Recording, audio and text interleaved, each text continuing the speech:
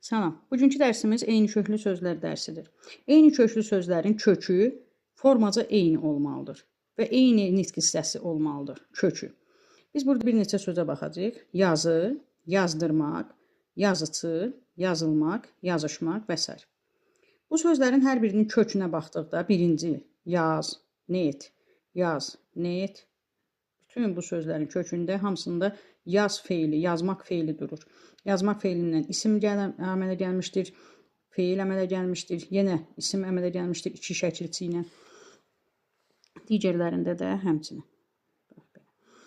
Bu zaman biz fikir verməliyik ki, eyni köklü sözlərin kökü eyni nitq hissəsi olmalıdır, lakin özləri fərqli nitq hissəsi ola bilər.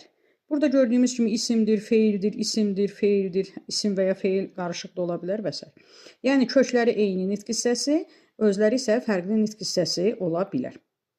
Eyni zamanda eyni köklü sözlərin tərifi belədir ki, eyni köklü sözlər leksik şəkilçili kökləri eyni olan sözlərdir.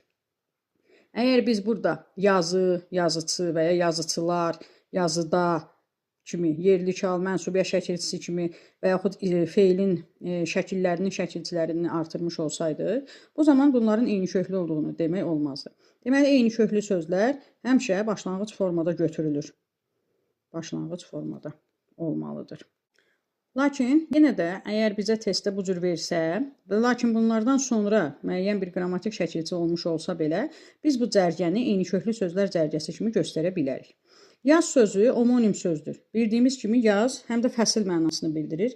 Yazlıq sözü bu zaman isim yazdan əmələ gəldiyi üçün bu cərgə ilə eyni köklü cərgəsi yaratmır. Oxşar omonim sözlərin eyni köklü olub olmadığını bilmək üçün onların kökünə sual vermək lazımdır. Onların kökü hansı nitq hissəsidirsə, o zaman biz həmin sözlərin eyni köklü olub olmadığını deyə bilərik. Bəzi sözlər vardır ki, bunların kökləri omonimdir. Məsələn, yar feili kimi. Yar, kəs, doğra və yaxud yar, sevgili, dost mənasında. Bu zaman yar, yara, yaralı, yarılmaq, yardırmaq, yarğan, yaralatmaq, yaralanmaq kimi sözlərin hamısının kökündə yarmaq feili durur.